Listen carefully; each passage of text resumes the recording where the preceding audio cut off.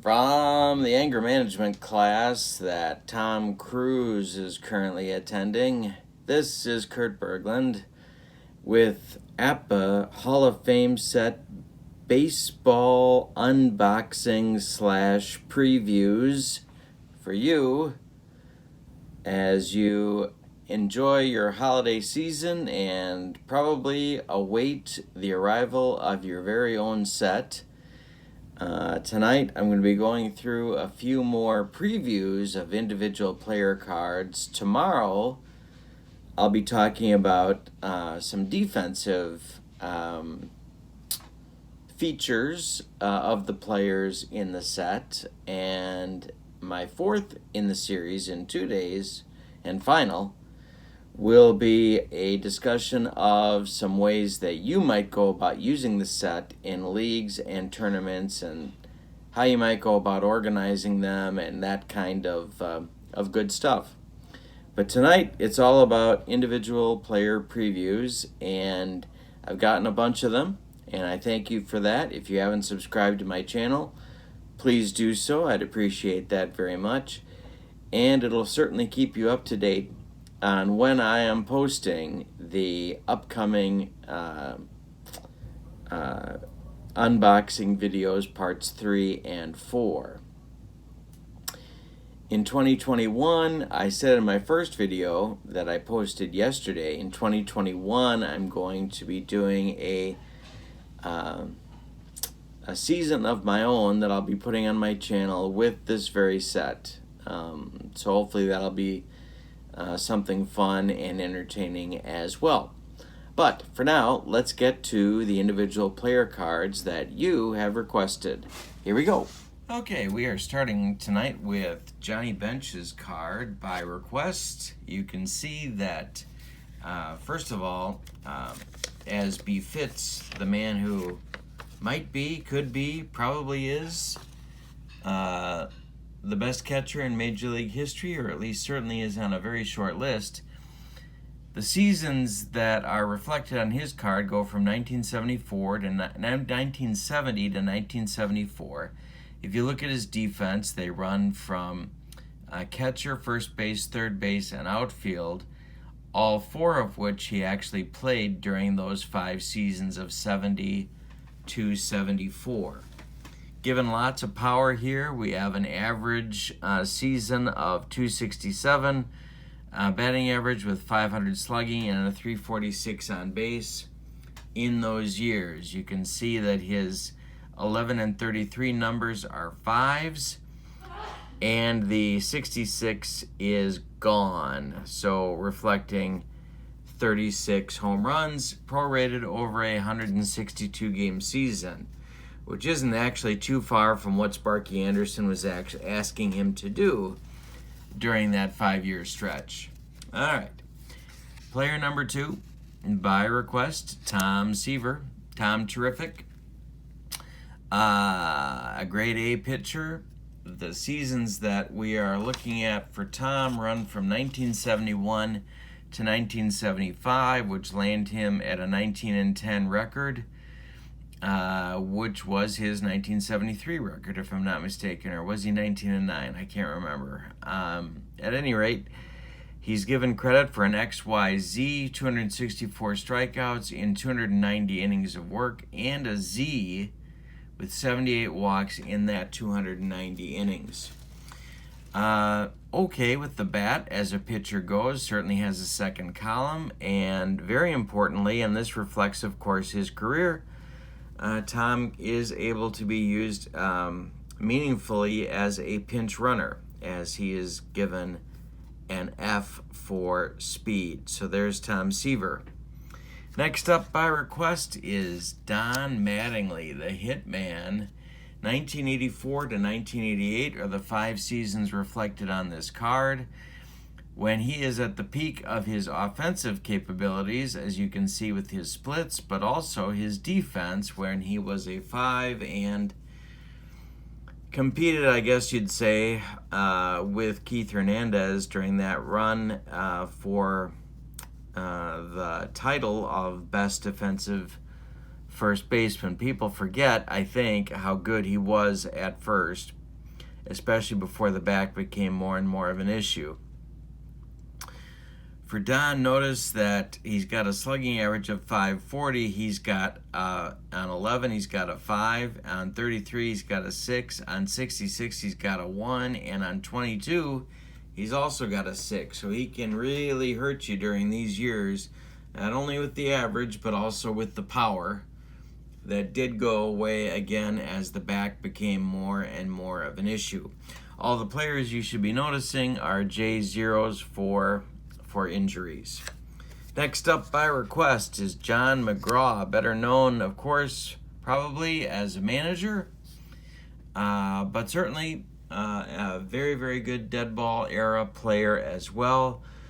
We are running McGraw's card from 1897 to 1901. So a .350 average, .417 for slugging, which is consistent with the era in which he played. He's got zeros at 11 and 66, and then watch the runners go when he makes contact in that second column. So a 5 at third. I'm going to say more about defense tomorrow, but certainly a generous rating for Mr. McGraw. All right, next up by request, Mariano Rivera. Relief pitchers in the set, as we said in part 1, given an average number of games. Now Rivera's run here is going from 2005 to 2009 with a 184 earned run average. You might argue that there should be an AC here. I don't know, XYZ, reflecting the 78 strikeouts as well as the 13 walks in 78 innings of work in that average run. Also, of course, pretty good fielder as well. Next up, one of my favorites, and certainly one of the dominant pitchers of all time, Lefty Grove, a pitcher with an XYZ. This is not uncommon in the set where you find a starting pitcher with around 40 appearances or maybe a few more, and then a lesser number of starts. Grove, of course, was used in relief a fair amount in his career. 288 innings pitched, a 27-4 record, and he did this, of course, and the really impressive part, I think, about Grove is that the 1929 to 1933 span that this card covers includes the 1930 season when offense was certainly king. Just an amazing pitcher during an offensive-heavy time period. Next up, I wanted to give you a sample of a card of a player who's not in the Hall of Fame, other than Mattingly, who is in the set. Rocky Colavito, 1958 to 1962 is the time period reflected by these numbers. He is a 2 and was a right fielder, of course, during his career with an amazing arm.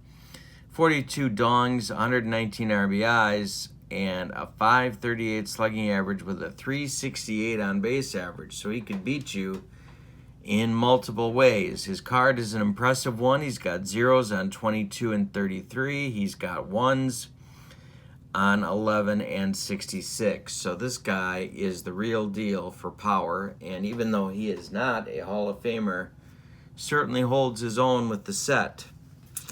Next up, by request, Ryan Sandberg. A couple people requested Sandberg.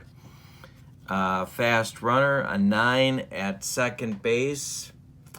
I don't know. I'll talk a little bit more about defense tomorrow. 1988 to 1992 are the years covered by this card. He did not play third base in that time period, but he's given credit not only for playing third, but also being an excellent defensive third baseman. This is not something that is uncommon in the set. You'll notice it with other players as well. 29 home runs, 21 stolen bases. He's got a fast rating here. 291, 492, and a 350. I'm sorry, should be the other way around. 357 and 492 for slugging.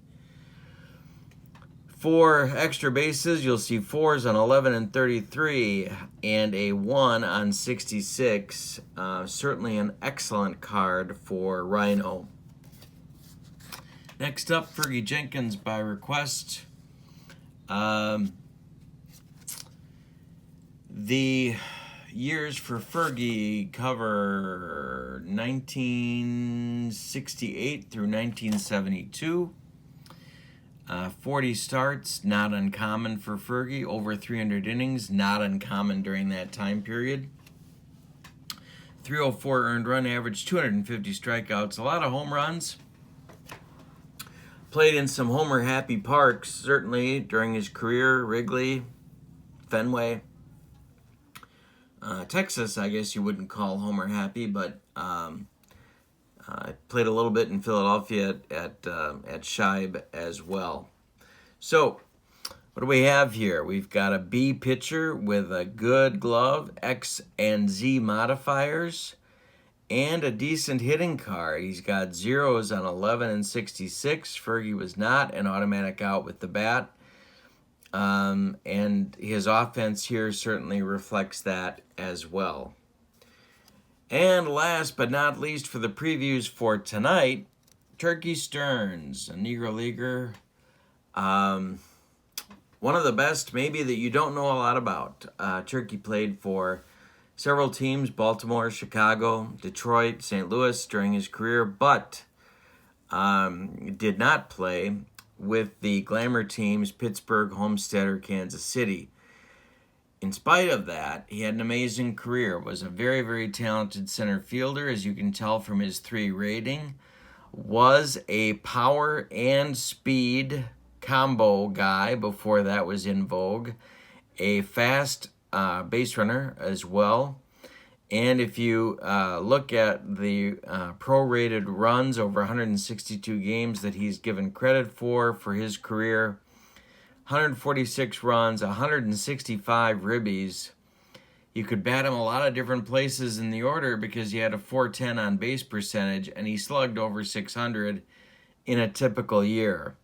On his card, you've got 0s at 11, 22, and 33, and a 1 at 66, and plenty of 1s in the second column as well. So he can definitely hurt you with the power. Turkey Stearns, worth reading more about. I would encourage you to do so. If you don't know a lot about Turkey, he definitely fits in with these Hall of Famers.